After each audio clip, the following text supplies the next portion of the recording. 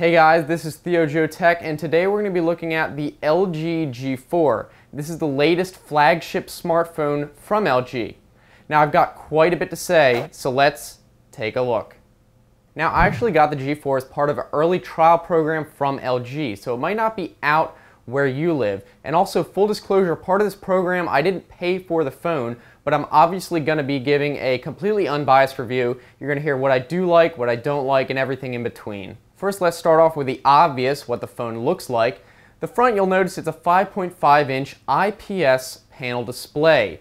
It's an IPS Quantum, which LG claims to have better brightness and color performance. Now the screen is actually Quad HD, better known as 1440p, 534 pixels per inch. Now Quad HD is not to be confused with 4K. Quad HD is basically four 720p resolutions together, whereas 4K is four 1080p resolutions put together. At this pixel density and resolution, it's really sharp, understandably, and the colors are really good. With this Quantum IPS display, LG was actually going for a really accurate color representation for movies. So they used the same color gamut or color space that movies and cinema use, which is DCI, and it covers 98% of that color space. So if you're watching movies on this, even though, it's probably better to watch in the movie theater, you're going to get at least a really good color representation of what the director intended. Why don't we take a really close look at the screen? I need an excuse to use my new macro lens. Now this is what the screen looks like magnified several times.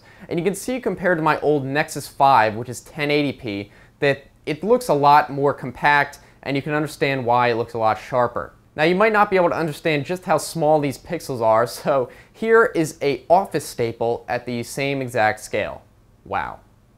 Now let's move on to the rest of the front of the screen. We have a front-facing camera for selfies or whatever else you want. It's 8 megapixels f2, which is actually pretty good for a secondary camera. You've also got the notification LED and of course the voice speaker for calls. At the bottom we have a classic micro USB port and a 3.5mm headphone jack, and at the top we actually have an infrared port that I'll talk about in a bit later. You'll notice there are no buttons on the side or around the edge of the phone at all. That's because they're all on the back. That's right, the volume and power buttons are near the top center of the phone on the back. Now I actually found this pretty comfortable to use, even though it took a little bit getting used to. The volume buttons are pretty much exactly where your index finger is going to lay. The volume buttons also have a really nice texture to them that's different from the power button, so it's not like you have to see to use them. As a nice bonus to this, because the power button and volume buttons are so close together, you can actually take a screenshot with just one finger, which I found really convenient. Also on the back we have the primary camera, of course. It's 16 megapixels f1.8 aperture. Next to it there's a laser sensor that is actually used to improve the autofocus speed. And on the other side there's the flash, and below it is the color spectrum analyzer used to improve white balance. They've obviously been pushing the quality of the camera a lot, so I'm going to go in depth into it later. The back also has this diamond texture. It's really subtle, but it's also really nice. Finally, we have the speaker. Now being on the back facing away from you, it doesn't sound that great, but it's certainly not bad.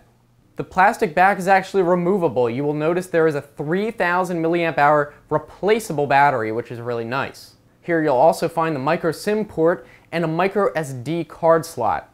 The expandable storage supposedly goes up to 2 terabytes, but the largest micro SD card in existence is one announced by SanDisk that is 200 gigabytes, and it costs $400. So in reality, the largest card you're going to be putting in there in the near future is probably 128 gigabytes. I personally put in a 64 gigabyte SanDisk Extreme Pro card, which is the fastest they offer. You could probably get away with a slower card. I would get at least UH1 or Class 10. Now let's talk about the other specs. It's got 3 gigabytes of RAM, although we don't know the speed. Now the processor is the 808 Snapdragon at 1.8 gigahertz and 6 cores. Connectivity for the phone supports Wi-Fi AC, which is great, and Bluetooth Low Energy 4.1. It comes loaded with Android 5.1 Lollipop, but it has the LG UX 4.0 skin, which I'll talk about in a bit. The phone weighs 155 grams, and even with the battery in it, I found it really easy to hold. It's pretty light. Now let's move on to performance. I'm going to start off with the camera because that seems to be a feature that LG is really pushing.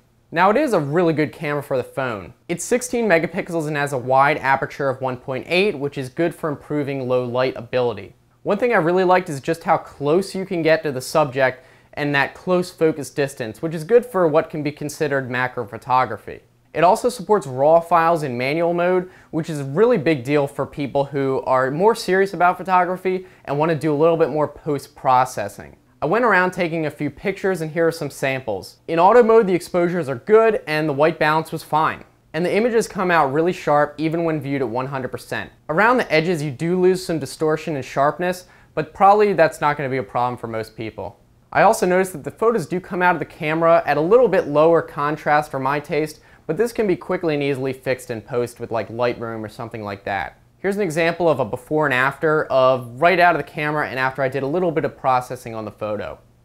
Now let's move on to ISO. I did a little bit of testing to see how it performs in terms of noise at higher ISOs. Overall, it's actually pretty good for a small sensor like this, but I'd say noise only really becomes an issue in the shadows around ISO 500. At 1000 and above, the color noise gets pretty bad, but if you're post-processing, you can crank up that noise reduction and probably get somewhat of an acceptable shot out of it. One more thing about the camera is that the image stabilization I found to be really, really good.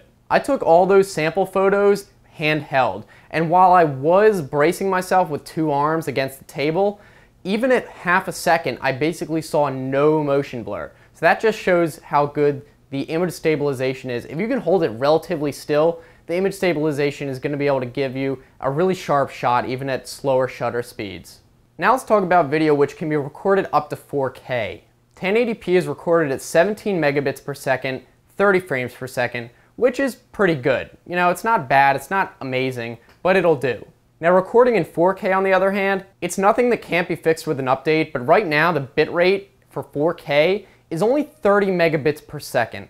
Think about it this way, at 1080p you can record at 17 megabits per second. And while this is an okay bitrate, when you go from HD to 4K, you're effectively quadrupling the resolution. But in this case, they less than doubled the bitrate.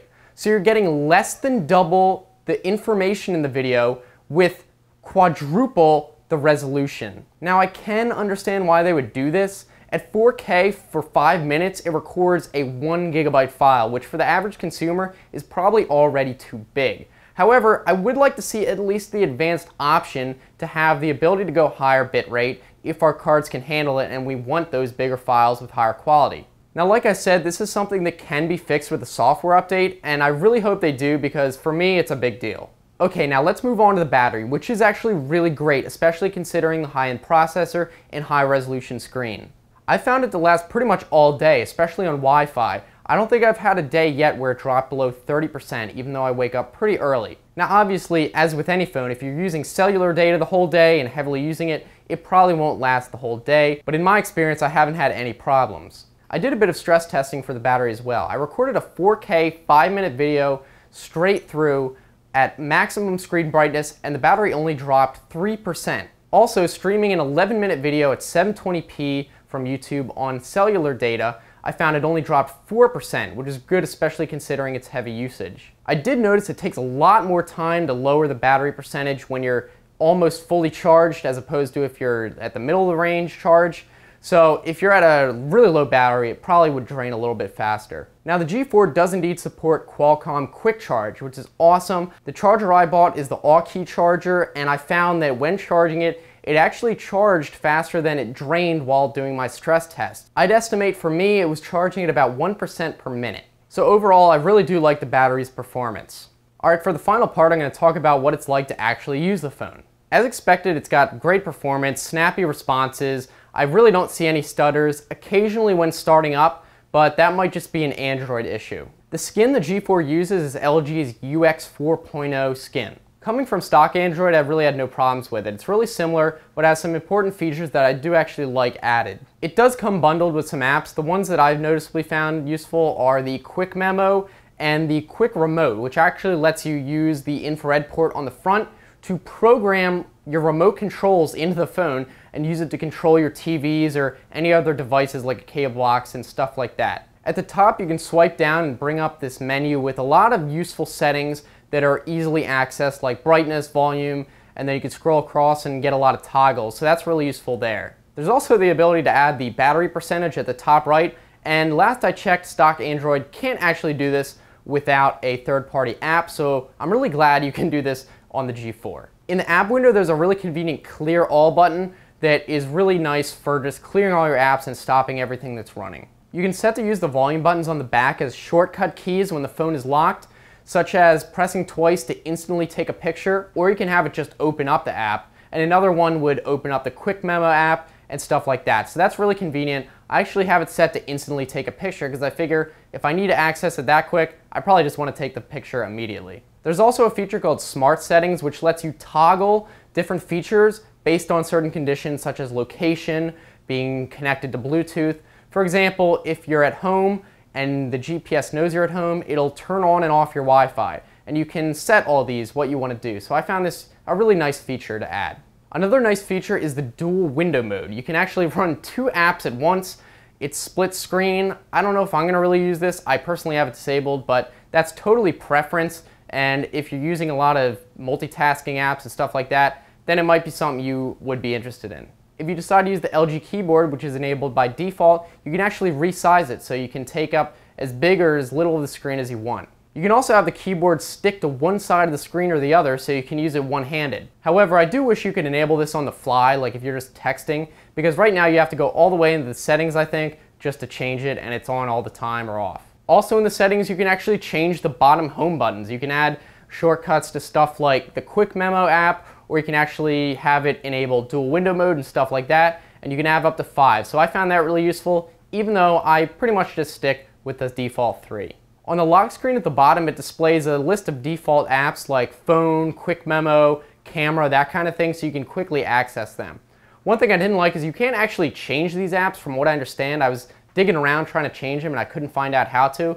And also, these don't come up when you have a password, so that's unfortunate. Also, while on the lock screen, if you don't have a password, you can press on the screen and it actually reveals a little bit of what's below. So that's kind of neat. I don't know if it's really useful, but interesting nonetheless. Finally, there's this LG Smart Bulletin feature, kind of like Google Now. If you swipe left on the home screen and you have it enabled, it shows you all sorts of different information cards that might be relevant to you. You can do stuff like LG Health, you can have the quick remote on there. I found it pretty useful. Now, one minor gripe I had in terms of the settings is you can turn on and off certain notification lights, but you can't change the color of them. For example, I want to be able to change the color of the battery full notification to green, but you can't. You can only turn it on and off and it stays as red. I tried everything to figure out how to change it, but you can't do it without a third-party app, so I'd like to be able to change the color of the notification. It's right there, but you can't change it. Alright, so overall, yep, I do think the G4 is a great phone. It's got the Android skin that does seem to add functionality without being bloated. The camera does live up to the hype and the battery life is great in my experience. My biggest gripe is that low bitrate 4K video. I mentioned a few other things I think they can improve, but most of these can be fixed with a software update. So I really do hope they implement these changes at some point. So in conclusion, I really do like the phone. And I'd like to hear what you guys have to say. So let me know in the comments section what you think of this. I will be reading them and responding. If you enjoyed the video, give it a thumbs up and also subscribe. I'm going to be trying to do more reviews like this in the future. If you want to check out some previous reviews, those will be right on the left-hand side. You can just click on them, or if you're on a phone, there's no clickable annotations, but I'll put the links in the description. In the description, I'll also put links to the different stuff I mentioned, like the charger I'm using, the SD card, and the phone itself, of course, so you can check that out if you're interested. If you want to follow me on social media websites, all that's going to be also in the description. I look forward to hearing from you guys. So as usual, thanks for watching, and I will see you next time. Have a good one.